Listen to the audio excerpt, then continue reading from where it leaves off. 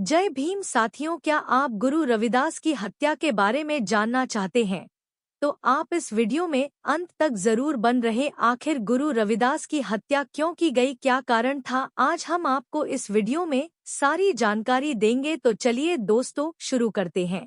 अगर आपको हमारे द्वारा दी गई जानकारी अच्छी लगे तो चैनल को सब्सक्राइब अवश्य करें और वीडियो को लाइक करें और वीडियो को शेयर करना ना भूलें।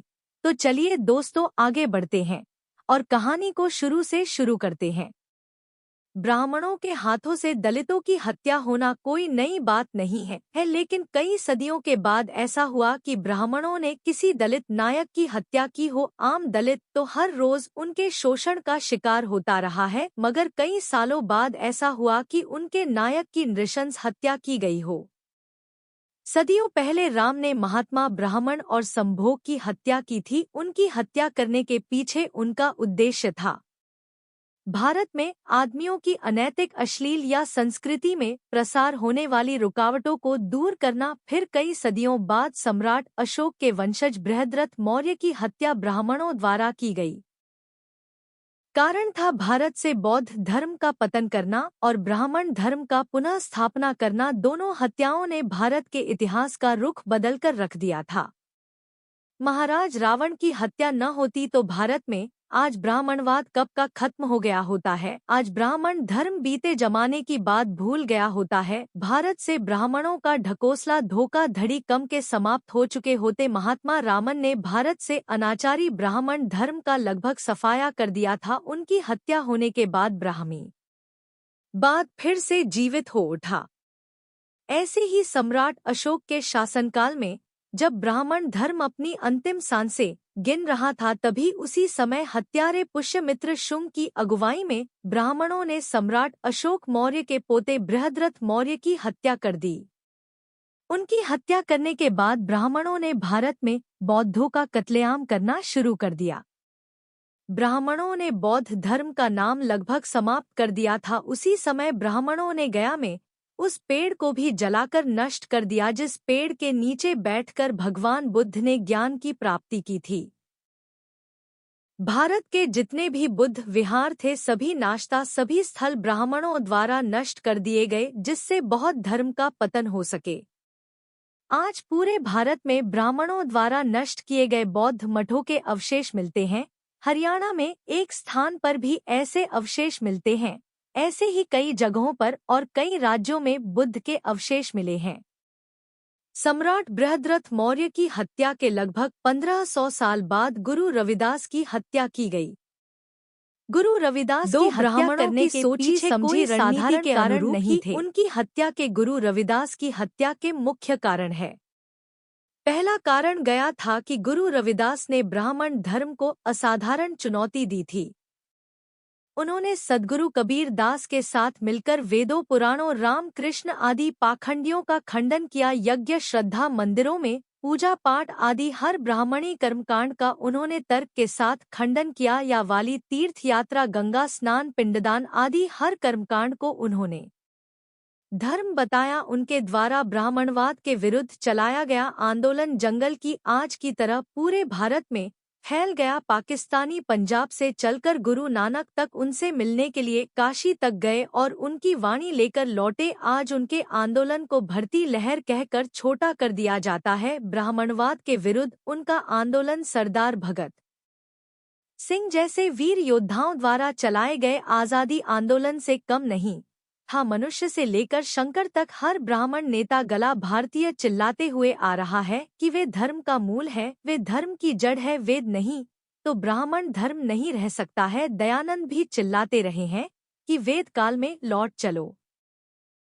आज के समय में हर प्रामाणिक टीवी चैनल वेदों के ज्ञान बघार रहे हैं, लेकिन वेदों की सच्चाई बाबा साहब ने एक लाइन में बयान किया है। उन्होंने कहा था, वेदों में मूर्खता के सिवाय कुछ भी नहीं है। इसीलिए सद्गुरु कबीर ने कहा है कि धर्म को धर्म बताया वे, इसके अलावा संत रविदास ने कहा है कि चारों वेद किया घर लौटी जन रविदास का दंडोतिया ब्राह्मणों के धर्म पर चोट या छोट सीधे उनके धंधे पर। चौथे गुरु रविदास का जिंदा रहना उनके धर्म यानी धंधे पर खतरा था और उन्होंने वही किया जो गुंडों का गिरोह अपने धंधे को बचाने के लिए करता है और उन गुंडे ब्राह्मणों ने संत गुरु रविदास की हत्या कर दी। अब प्रश्न यह उठता है कि सद्गुरु कबीर ने तो ब्राह्मणों पर गुरु रविदास से ज्यादा कहीं तेज हमले करते थे। उन्होंने तो ब्राह्मणों को कसाई तक कह दिया था, लेकिन उन पर ब्राह्मणों ने हमला क्यों नहीं किया? इसका एक ही कारण इतिहास गवाह है कि ब्राह्मणों ने हमेशा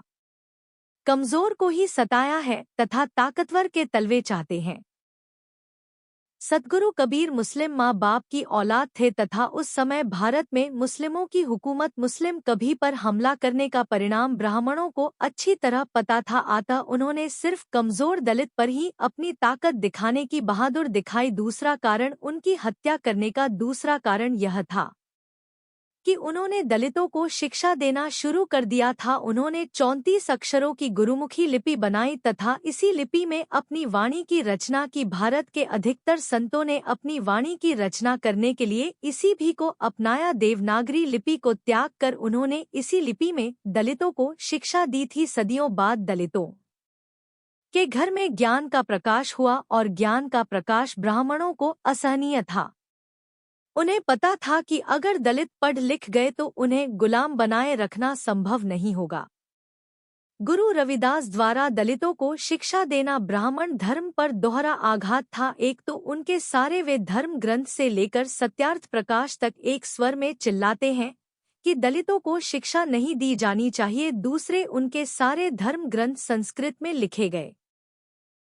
सारे ब्राह्मण नेता दावा करते हैं कि संस्कृति एक पवित्र भाषा है, देवताओं की भाषा है। गुरुमुखी में दलितों को शिक्षा देकर उन्होंने न केवल ब्राह्मण धर्म की धज्जियां उड़ा दी बल्कि उनकी पवित्र संस्कृत भाषा की इज्जत का तीन लेकर ब्राह्मण धर्म को त्यागा और श्रमण धर्म को अपनाया। तो ब्राह्मण धर्म को यह असहनीय था, मगर जैसे ही गुरु रविदास ने छात्र मीरा को अपने धर्म में शामिल किया तो ब्राह्मणों को अपना किला हिलता नजर आया। दलितों को तो ब्राह्मण धर्म में वैसे ही पराया समझा जाता था, मगर क्षत्रिय तो उनकी आमदनी का मां के साधन थे। अगर क्षत्रिय अक्षत रानियां दलित संतों की शरण में चले जाते तो ब्राह्मणों का तो शक्ति संतुलन ही खराब हो जाता। आता है अतः मात्र 2 सब प्राणियों के धर्म परिवर्तन करते ही उन्होंने गुरु रविदास की हत्या कर दी। ब्राह्मण जानते थे कि उन्हें क्षत्रियों से बढ़कर वफादार कोई नहीं मिल सकता है। ब्राह्मण जाति के अवतार परशुराम ने अपने जमाने में क्षत्रियों का बच्चा बच्चा अपने फरसे से काट डाला था। उसने तो छात्रा के गर्भ में पल रहे बच्चे तक काट डाले थे। समस्त क्षत्रियों के मारे जाने के बाद विधवा अक्षत रानियां न्यू करवाने की लिए ब्राह्मणों के आगे हाथ जोड़े खड़ी रहती थी। महाभारत की कथा के अनुसार तब ब्राह्मणों से गर्भवती होकर शर्त रानियों ने क्षत्रिय कुल को आगे बढ़ाया। अपने पूर्वजों की ऐसी दुर्गति करने पर भी आज तक क्षत्रिय ब्राह्मणों के भक्त बने हुए हैं, तो उनसे बढ़कर और कौन वफादार हो सकता है? दलित और क्षत्रिय चाहे अपना इतिहास भूल चुके हैं, मगर ब्राह्मणों को पूरा इतिहास याद था। उन्हें पता था कि गुरु रविदास ने अगर क्षत्रियों को उनका इतिहास बता दिया तो उन्हें बचाने वाला कोई नहीं मिलेगा।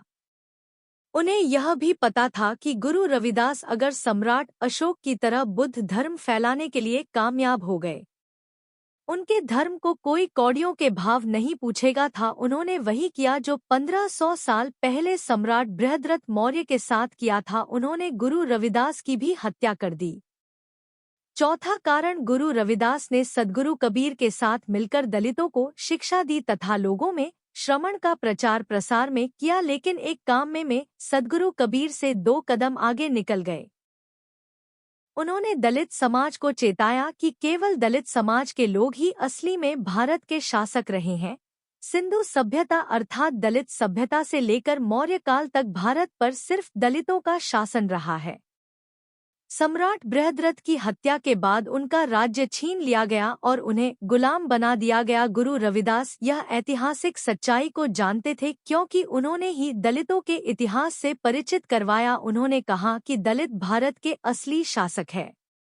भारत में सदैव दलित जातियों का राज रहा है। उन्होंने कहा, नरपत एक सिंहासन सोया सपना, भाई भिखारी अछूत राज बिछड़े दुख पाया। अब ब्राह्मणों ने दलितों को गुलाम बना रखा है। दलित अपने दीन धर्म से अलग हो गए हैं। ब्राह्मण धर्म उनका धर्म नहीं है। उन्होंने कहा है कि पराधीन का अधीन क्या, पराधीन बेदीन। रैदास दास पराधीन को सभी समझेगी। दलितों की मुक्ति का एक ही रास्ता है कि वह अपने गले से गुलामी का फंदा उतरे और अपना छीना हुआ राज वापस ले तथा अपना बेगमपुरा राज बरसाए। उन्होंने कहा कि पराधीनता पाप है, जान ले बोरे में। रविदास दास पराधीन को कौन करे है प्रीत, ऐसा चाहूँ राज में मिले सवर्ण को अंदर छोटे बड़े सब। रैदास रहे पसंद, अर्थात उन्होंने कहा, मैं ऐसा राज चाहता हूँ जिसमें सभी बराबर हो, सभी को समान हक व अधिकार हो और समाज में न कोई छोटा और न कोई बड़ा हो। समाज में सभी खुश और संपन्न हो। दलितों को शिक्षा देने और राजनीतिक शक्ति का आह्वान करना ऐसी बातें थी जो ब्राह्मणवाद का किला फिर से ध्वस्त कर सकती थी। अतः ब्राह्मणों ने उनकी बातों का प्रसार करन